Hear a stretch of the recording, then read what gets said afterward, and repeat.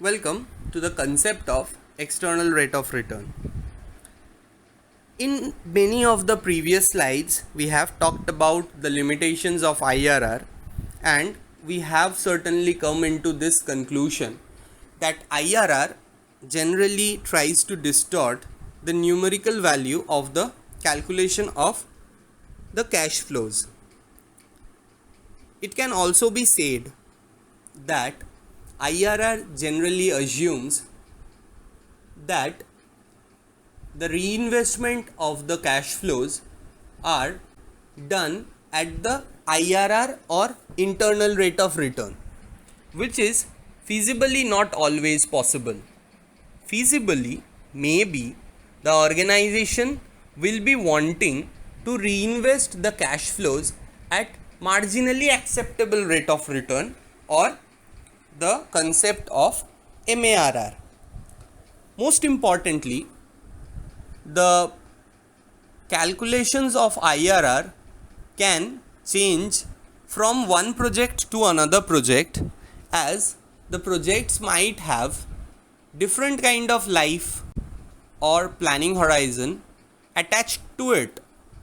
So the calculation of IRR cannot be error free and cannot be used fully reliably to measure or to compare various projects. Here comes in the concept of external rate of return.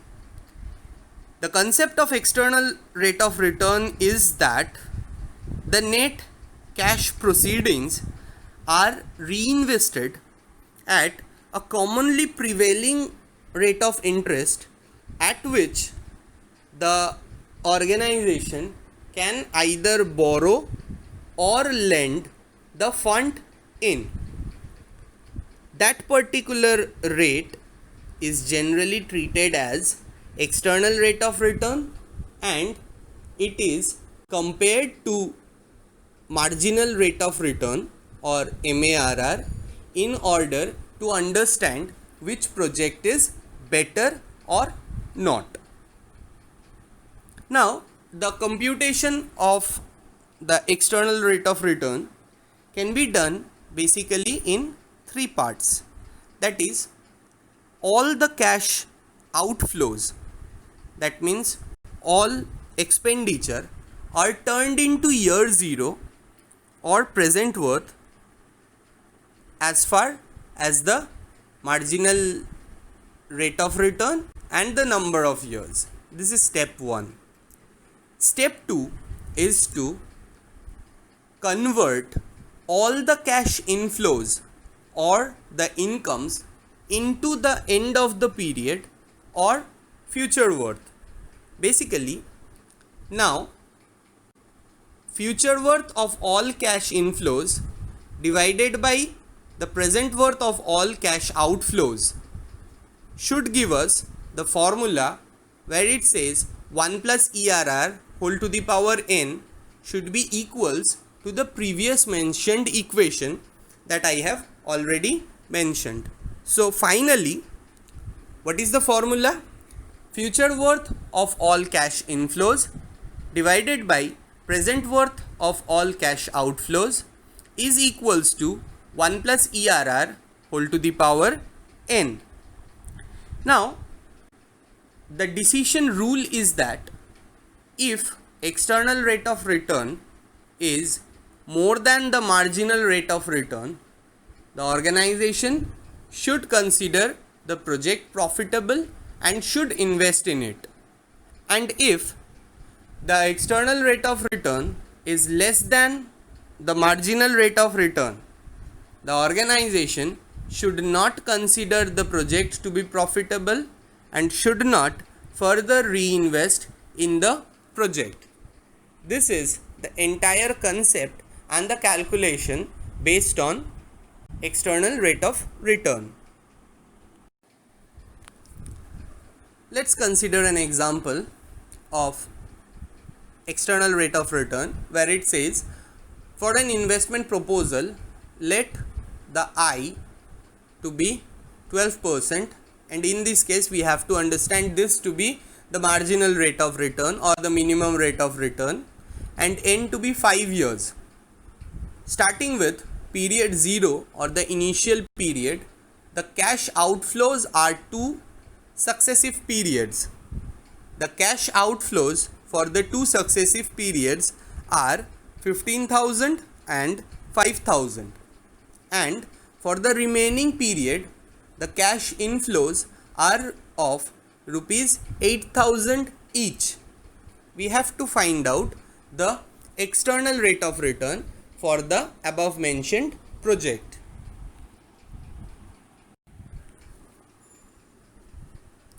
Coming back to the calculation of the previous mentioned sum,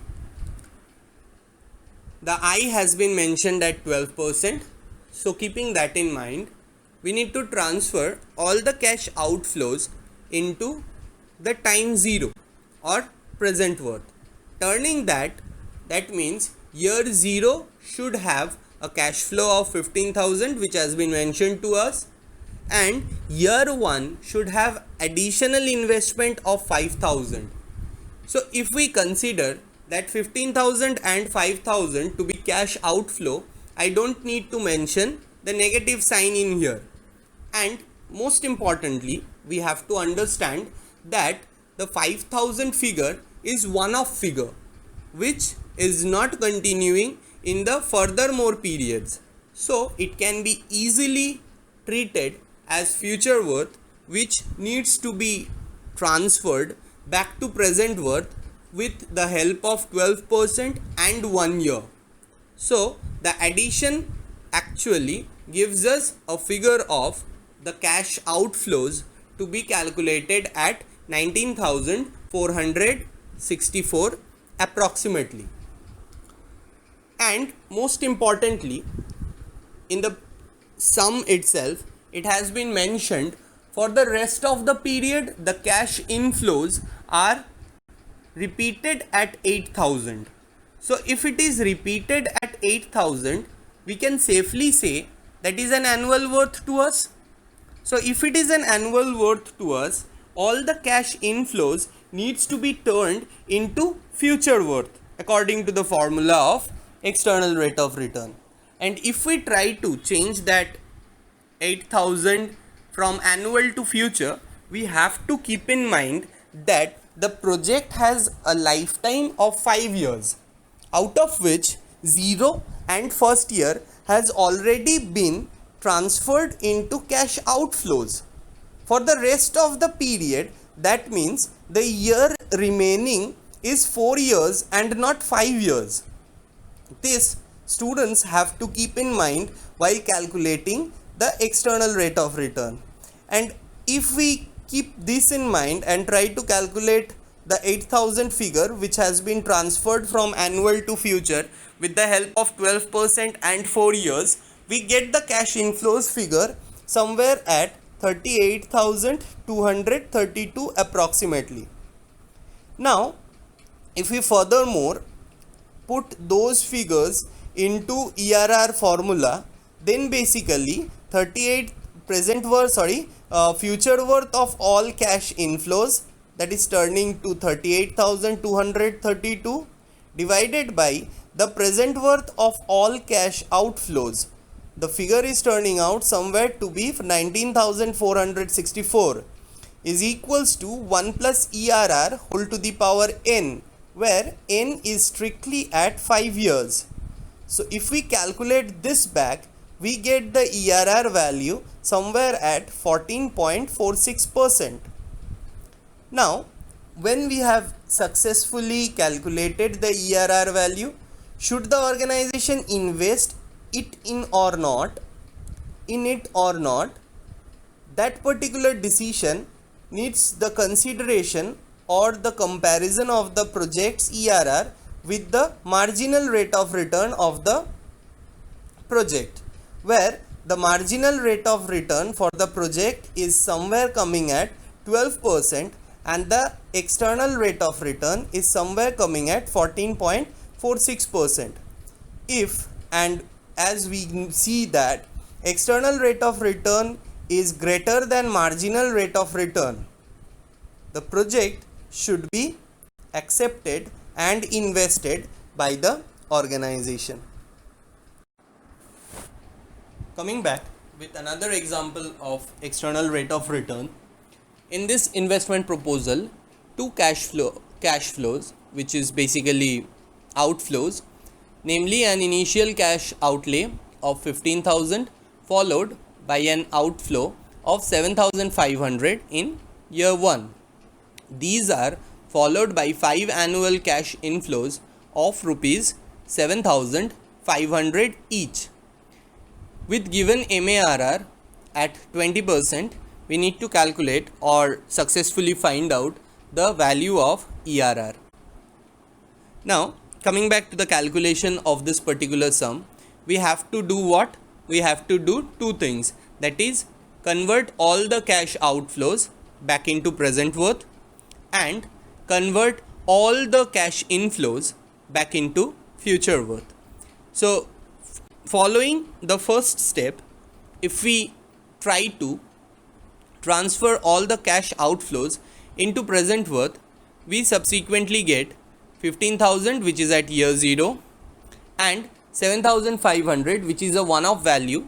We can easily take that value as future worth and convert it back with the help of 20% and 1 year back to present worth.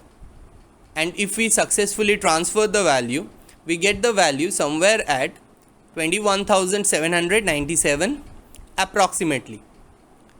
And what has been said in the sum, that these are year 0 and year 1 cash flows for the next 5 years.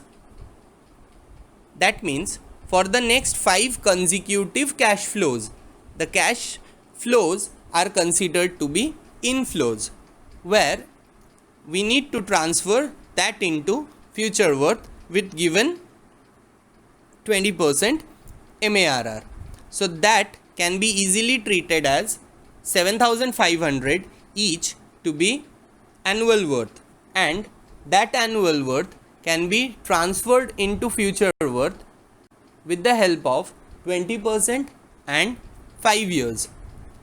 If we correctly calculate the figures, we somewhere get the figures at 47,648.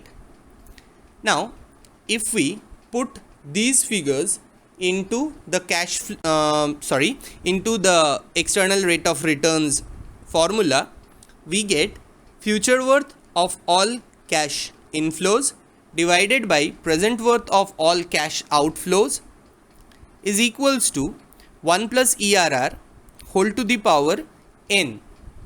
But in case of number of years, we have to keep in mind that the initial years were the 0 and the first year where the outflows occurred.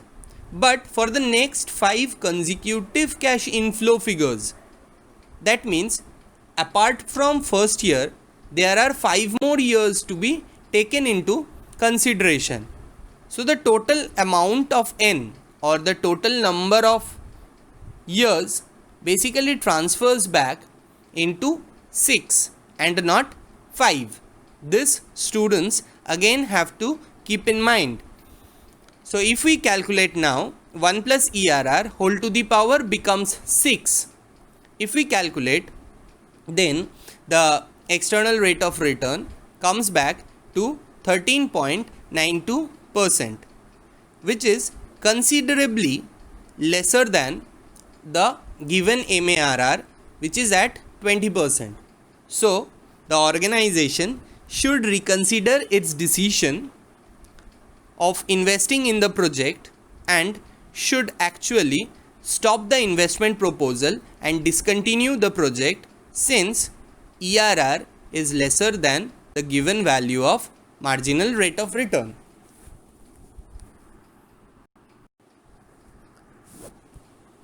Benefit cost ratio is one ratio used in cost benefit analysis to summarize the overall relationship between the costs and the benefits of any given proposal to the organization.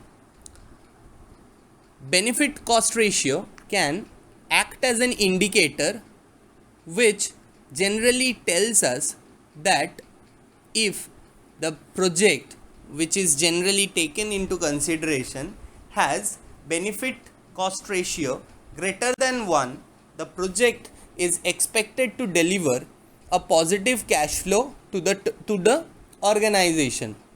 If the benefit cost ratio is lesser than 1, the project costs outweigh the benefits that are there for the organization, and it should not be considered for investment.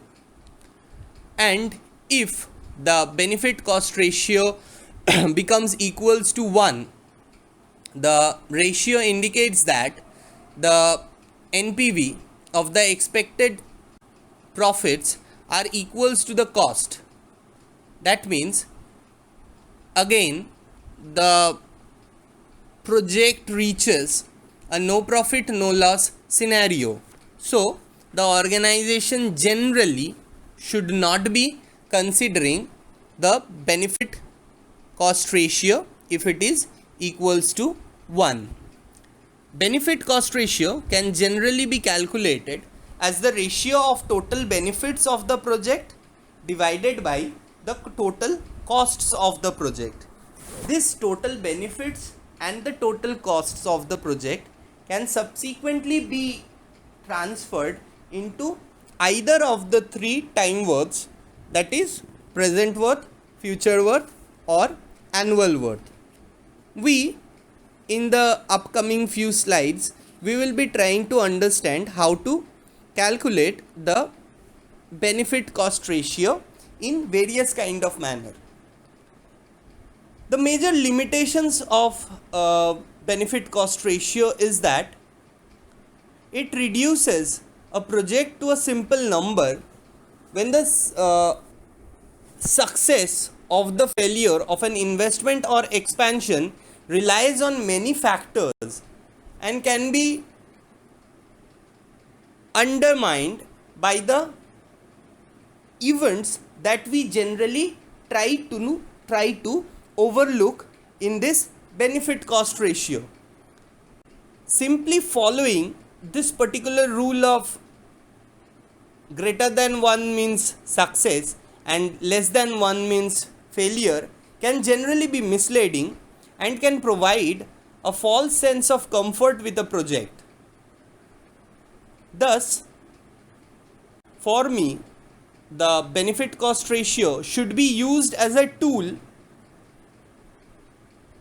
which helps us analyze and generally take a decision or an indication to the decision that needs to be taken, but should not be only relied upon when talking in the complex solutions of the difficult projects that happens in the real life of any organizations.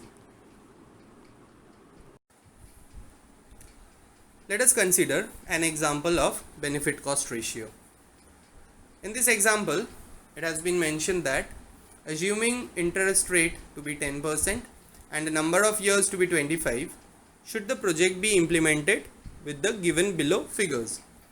It has already been mentioned that all the figures are in crores.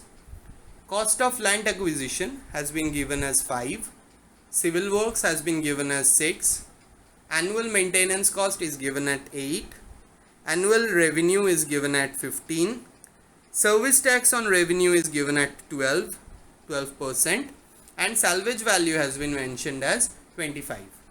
So, if we go on calculate the benefit cost ratio, what we have to do first, we have to practically sum up all the benefits and the cost together. Now, summing up all the benefits together, we have the annual revenue here. But in this case, from annual revenue, we need to deduct the service tax which is implicable on the revenue. So if we see that annual revenue is at 15 crore per year and the service tax which has been applied on the revenue is at 12%. So deducting that 12% from the 15 crore revenue per year, we get the figure at 13.2 crore per year. So we can easily say that this particular project has 13.2 crore per year as annual cash flow, which if we consider calculating break even benefit cost ratio at present worth, we can easily transfer that into present worth, taking 10% and 25 years into account. Coming back to the calculation of the entire cost portion, we can easily see that the initial cost can be taken as the cost of land acquisition, which is at 5 crore, and the civil works, which is at 6 crore. So the initial cost is somewhere coming at 11 crores, and the salvage value is coming at 25 crores. So 11 crore, if we are considering calculating the benefit cost ratio at present worth, 11 crore is a no changer, as the value is already in present worth and we are transferring back the value into present worth itself. Coming back to the salvage value, that's a one-off value which the organization will receive at the end of the period, and at the end of the period always refers back to the future worth. Converting that into present worth with the help of 10% and 25 years, and then adding the value with the annual maintenance cost of 8 crore per year, which is definitely annual, which we need to transfer into present worth with the help of 10% and 25 years. We need to take one thing into consideration, that this cash outflow method here for calculating the cost will take the salvage value as negative but the other two values as positive. So keeping that in mind, we can easily calculate the benefit cost ratio at present worth to be at 1.47 in the ratio. And if we want to cross check our answer and try to calculate benefit cost ratio back into another worth, if we consider annual worth calculation here, we can easily see now that the cost can be generally changed from present to annual, which is at 11 crore. The annual maintenance cost will be added back since it is a no changer, annual to annual transformation, and the 25 crore salvage value will be changed from the future worth to the annual worth with the help of 10% and 25 years.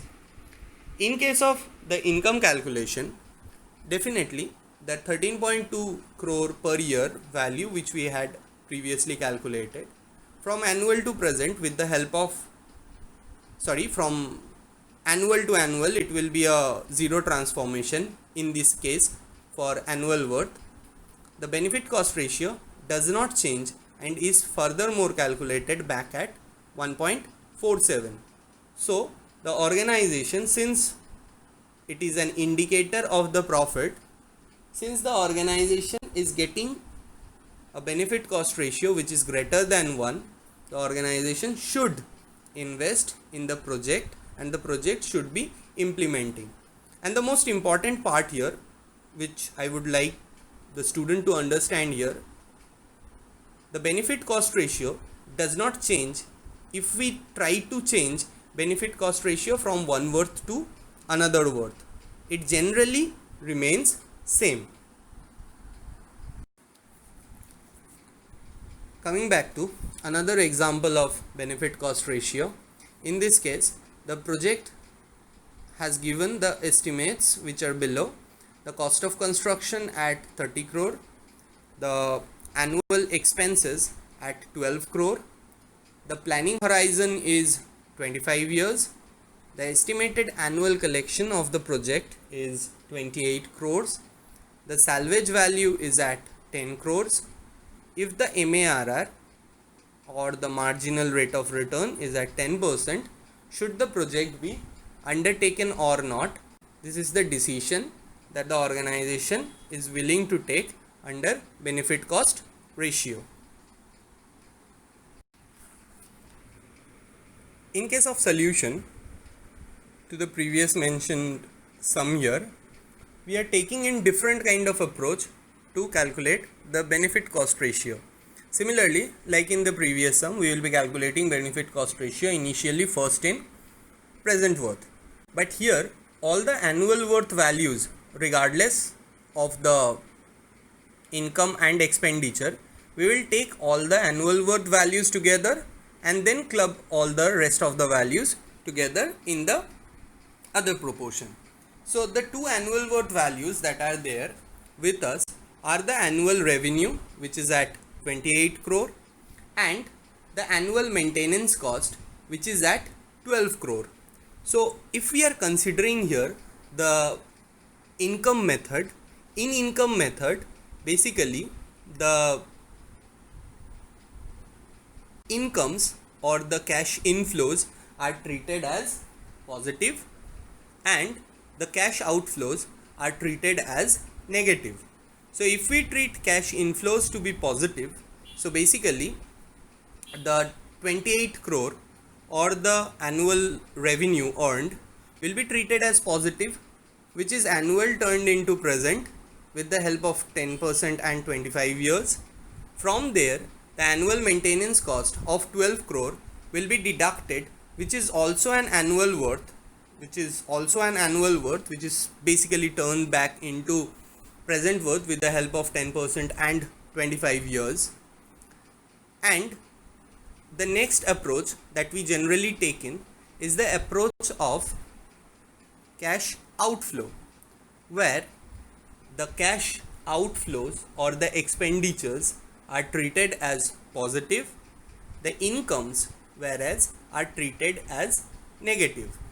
So in this case, if we are calculating that the initial investment of 30 crore, which is a no changer, which is a present to present conversion, will be taken as positive, and the salvage value here, which is at 10 crore, which is one of value, which is a future worth value, which needs to be transferred into present worth with the help of 10% and 25 years, will be treated as negative.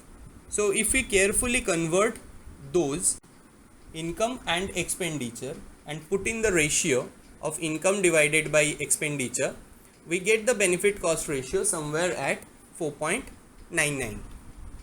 Very similarly, for annual worth calculation, if we consider that, then the 28 crores and the 12 crores initially, which we have taken it as annual worth, which were subsequently the values of annual revenues and the annual maintenance cost, will be just no changer, that will be annual to annual transformation, and the initial cost of 30 crore will be turned from present into annual with the help of 10% and 25 years, whereas the salvage value of 10 crore, which is one of value, will be transferred from future into annual with the help of 10% 25 years.